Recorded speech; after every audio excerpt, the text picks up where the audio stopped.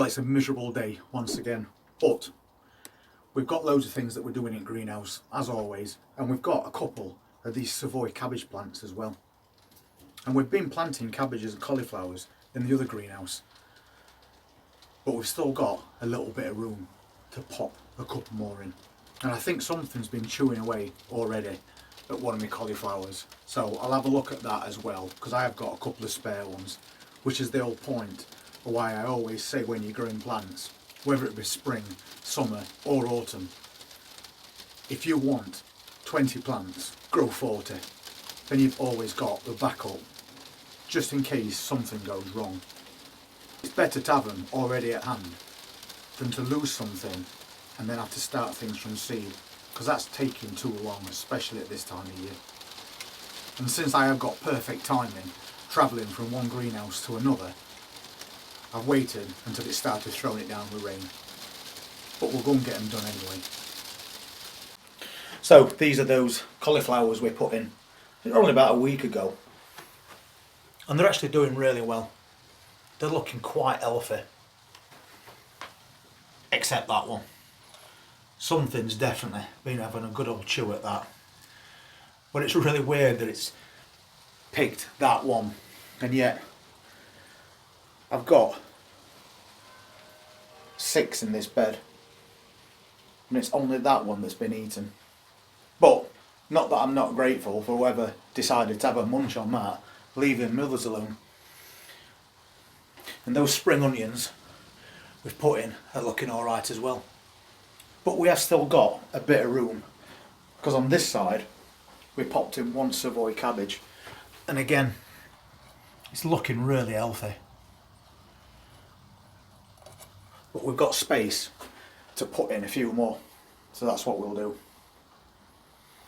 I also popped in this mustard plant as well, and since I've took it out of that little cell and planted it up in this greenhouse, it started to put quite a bit more growth on. So we'll fill this gap now with some more plants, because we want to get as much as we can growing in this greenhouse through autumn and winter. So I'm not spacing them very far apart, just the length of this will do.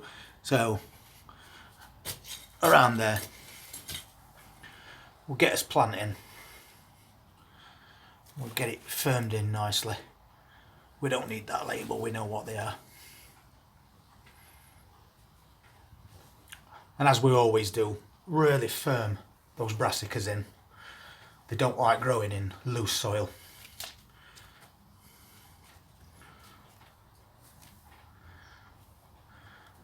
So that's that one sorted.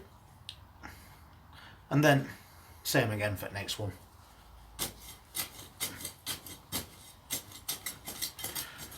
Good sized hole. And then we'll get this one popped in as well.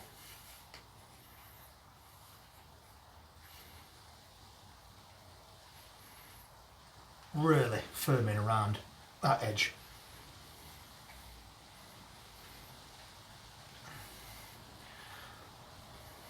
So we've got a couple in there now. So that's a couple more Savoy cabbages in this greenhouse to go with that row of cauliflowers. But because that cauliflower's a little damaged, I think we'll take that up and put a fresh one in, just so every plant's got a good chance. And as I was saying, we always keep a few backup plants, just in case something like that happens. And then all we have to do is pop it out and replace that one. I'll just take the old leaf off the bottom of there, we don't need that. We'll get this in. So, as much as I didn't really want to dig it up, I can see that the true leaves have been eaten. So it's just going to slow this plant down way too much. But you could still eat those leaves if you wanted. So let's give it a fresh start. And when we plant this, you can see how it's gone, like curled. So we want to be planting it to there, and getting rid of that bend in that stem, or it'll start leading to one side as it grows. So we'll do our best with that. Nice and firm and nice and straight.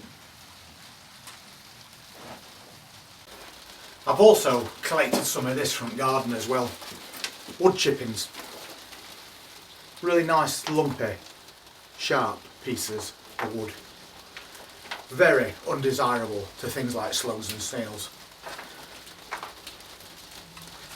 So what we'll do is, to help these plants along, we'll surround the base of these plants with some wood chipping, and hopefully it'll deter at least a few of those slugs and snails.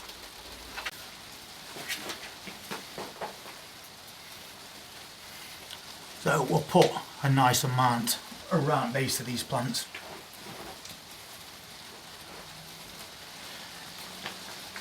Any terrain that's too rough, spiky, they don't like. So if we can help these plants along, we will. And we'll just put a little bit round base and see how we get on with that. And then again with this one. Try and get those sharp bits of wood sticking up. You can use eggshells as well to do this sort of a job, but eggshells, unless they're cleaned properly, attract rats, and we definitely don't want those hanging around.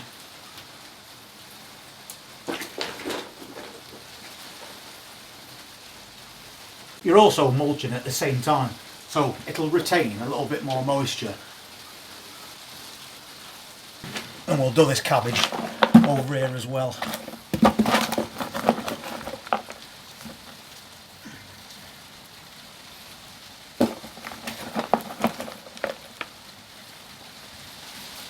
And for now, I think that'll do. So, hopefully, that's going to give these plants a better chance of survival through the dampest time of year, especially that little one that we've just replaced. Well, it's not the cleanest job in the world, but things like that need to be done. Any little thing that you can think of to deter slugs and snails during the dampest seasons of year, you've got to try. Because the longer you leave it, the more of that plant they're going to eat, to a point where you'll probably have nothing left. So we'll see how they get on. And meanwhile, we've got some other plants in here. We're putting them out soon as well. They're not quite ready yet, but they are getting there.